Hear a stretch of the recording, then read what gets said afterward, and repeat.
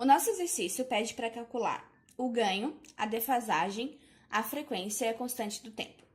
Nosso instrumento, ele obedece à equação de primeira ordem, onde a gente destaca a constante do tempo e o K estático. Para calcular o ganho, nós vamos utilizar a seguinte fórmula, que é o QO dividido pelo K estático vezes o QI. O QO é a nossa saída e o QI é a nossa entrada. Para encontrar esses dois valores, a gente vai utilizar o gráfico. No gráfico, nós temos o seguinte: a curva em vermelho é a entrada e a curva em azul é a saída. Os valores de QI e QO, nós vamos utilizar a régua para medi-los. Desde o zero até a amplitude maior, eu tenho o QI. E do zero até essa amplitude do azul, eu tenho o Q0, que nesse caso vão corresponder a 4 centímetros para a entrada e 1,8 para a saída. O K estático, o problema já me deu no início, que equivale a 2. Substituindo na fórmula, eu tenho um ganho que equivale a 0,225. Para fazer a defasagem, que é o cálculo do meu ângulo, do meu atraso em ângulo, eu vou fazer uma regrinha de 3, onde eu vou relacionar o segundo e os centímetros. Um período é quando eu tenho um ciclo completo. Para eu relacionar, eu vou usar novamente o gráfico. Eu sei que a cada 2 segundos eu tenho 2,2 centímetros. Um período seria a distância entre duas cristas, que nesse caso vai equivaler a 2,3. Fazendo a regrinha de 3, eu vou encontrar um período de 2,1 segundos. Para eu fazer o atraso, eu vou também fazer uma regrinha de 3 e vou utilizar o que eu já sei, que no caso são que 2 segundos equivalem a 2,2 centímetros. Só que o meu atraso é a distância entre a crista aqui onde eu demarquei o Q0 e quando eu rebater o QI, vai ser exatamente essa distância aqui, que equivale a 0,5. Então, novamente, eu vou ter que 2 segundos equivalem a 2,2 centímetros e 0,5 centímetros equivalem a x. O meu atraso vai ser de 0,45 segundos. Só que eu preciso de um ângulo que represente o meu atraso. Como o meu período é quando eu tenho um ciclo completo, ele equivale a 360 graus. Para o meu atraso de 0,45 segundos, eu quero saber a quantos graus equivale. Fazendo a regrinha de 3, eu tenho 77,2. O sinal de menos aqui indica que eu tenho um atraso. Para fazer a outra parte do problema, eu vou encontrar a frequência e a constante do tempo. A frequência, eu vou utilizar o meu gráfico de resposta de frequência de um instrumento de primeira ordem, aonde eu vou ter o seguinte: o ganho que eu encontrei, que foi de 0,225, eu vou marcar ele aqui. Vou mostrar aqui para vocês com a régua. E o meu ângulo de defasagem que eu encontrei, que foi menos 77,2, eu marquei aqui. Eu vou rebater os dois e vou encontrar a relação da minha frequência vezes o meu tal, que nesse caso vai equivaler a 4,3. Então, eu tenho que a minha frequência vezes o tal equivale a 4,3. A frequência angular, que é a frequência que eu quero encontrar, é 2π vezes a frequência. Essa frequência aqui, ela é igual a 1 sobre o período.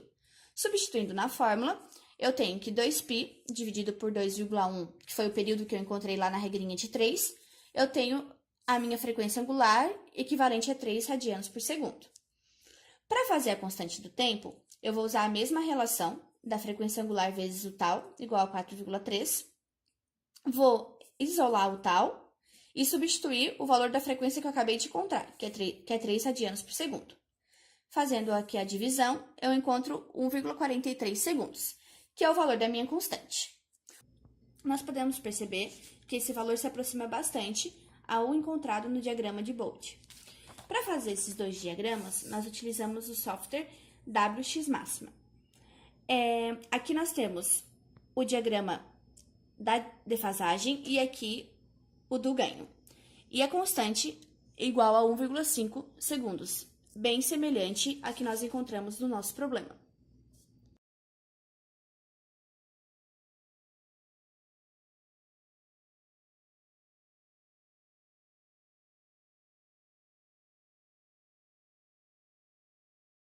No nosso segundo exemplo, nós vamos tratar de uma balança, que vai ser o nosso instrumento, que ele vai obedecer à equação de segunda ordem.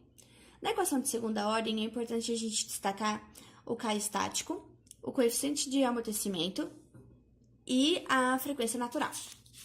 Aqui nós temos a nossa balança e o somatório das forças. A nossa balança é composta pela mola, pelo amortecedor e pela massa.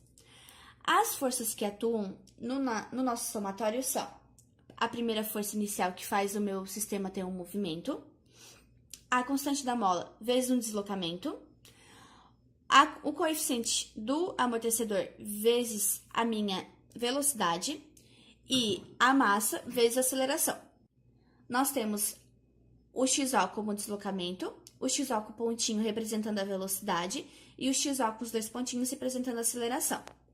Quando nós colocamos na equação, nós colocamos a mola e o amortecedor com forças negativas, que indicam que fazem forças no sentido contrário ao movimento, para tornar o sistema em equilíbrio.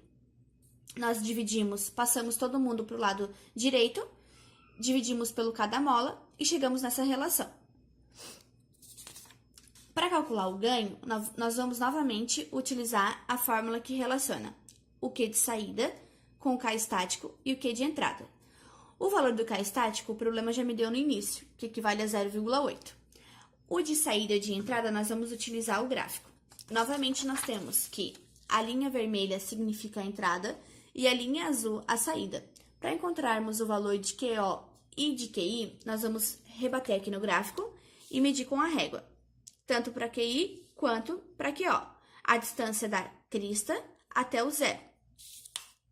Nós temos, então, que QI equivale a 4 centímetros e QO equivale a 1 centímetro. Substituindo na fórmula, eu tenho um ganho de 0,32. Para fazer a defasagem, que no caso é o nosso ângulo de atraso, a gente vai calcular o período e o atraso. Vamos fazer novamente a relação da regrinha de 3 com segundos e centímetros. Nós sabemos que os 2 segundos equivalem a 2,2 centímetros. O período é o quanto eu demoro para completar um ciclo. Então, nesse caso, vai ser a distância das duas cristas, que equivalem a 2,8 centímetros. Fazendo a regrinha de 3, eu encontro um período igual a 2,54 segundos. O atraso, eu vou novamente usar o que eu já sei, que é os 2 segundos equivalente a 2,2 centímetros. E, para saber o valor do atraso, eu vou pegar a distância do QI, que eu rebati no gráfico, até a altura da crista do QO. E isso vai equivaler a 0,6 centímetros. Fazendo a regrinha de 3, eu encontro um valor de 0,54 segundos.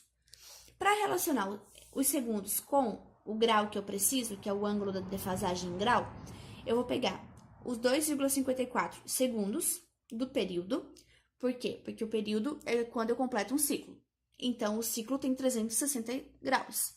E vou pegar o valor do meu atraso, 0,54, para saber quanto que vai equivaler a graus. Fazendo a regra de 3, eu encontro o valor de 76,5 graus. O negativo novamente indicando que é atraso. O meu problema também pede para eu encontrar a massa, o K da mola e o coeficiente, no caso, a constante do amortecimento. Para eu fazer isso, eu vou utilizar a relação lá do início, que me diz o seguinte: da minha equação geral e do meu somatório de forças, eu tenho que o meu K estático equivale a 1 sobre o K da mola. A minha frequência natural equivale a massa sobre o K da mola. E 2 vezes o meu coeficiente de amortecimento sobre a frequência natural equivalem à minha constante de amortecimento dividido pelo K da mola. Utilizando dessa igualdade, nós temos, então, primeiramente vamos calcular o K da mola. O K estático é igual a 1 sobre o K da mola. O K estático, o problema já me deu no início, que equivale a 0,8. Isolando o K da mola, eu tenho um valor de 1,25 newtons por centímetros. Agora, nós vamos calcular a massa. A massa também, lá da igualdade das duas equações do início, eu tenho que massa sobre cada mola é igual a 1 sobre a frequência natural ao quadrado. A frequência angular, que é a frequência que eu quero encontrar, é 2πf. F é 1 sobre o período. Então, substituindo na equação, eu tenho 2π sobre 2,54, que foi esse valor que eu encontrei quando eu fiz a regrinha de 3. Fazendo a divisão, eu tenho 2,43 radianos por segundo. Agora, a gente precisa encontrar a frequência natural. E a relação que nós temos de frequência sobre frequência natural, nós podemos tirar do gráfico. Aqui nós temos um gráfico de resposta de frequência de um instrumento de segunda ordem. No primeiro eu relaciono o ganho, no segundo eu relaciono a defasagem. O nosso ganho foi de 0,32, que eu marquei aqui. E a nossa defasagem foi de menos 76,5 graus, que eu marquei aqui também. Então, eu posso tirar daqui que o meu Psi equivale a 2. Se eu rebater no gráfico, eu tenho que a minha frequência angular sobre a minha frequência natural equivalem a aproximadamente a 0,77. Então, pelo gráfico, eu tenho essa relação aqui.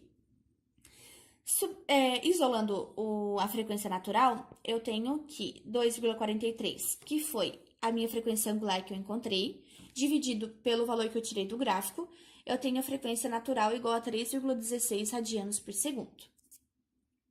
Agora, substituindo aqui na igualdade da massa, eu já tenho o valor da mola, do cada mola, e já tenho o valor da frequência natural. Então, a minha massa equivale a 0,12 kg.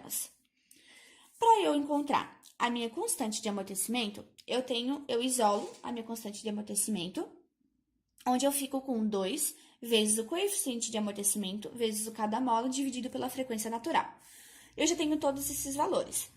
O 2 é da própria fórmula, esse 2 eu tirei do gráfico quando eu rebati, 1,25 é o cada mola que eu encontrei, e 3,16 é a frequência natural que eu também acabei de encontrar. Então, o meu coeficiente de amortecimento equivale a 1,58 newtons por segundo centímetros. Com isso, a gente utilizou o software WX Máxima e gerou os dois gráficos, o de ganho e o de defasagem, representando os valores que nós encontramos.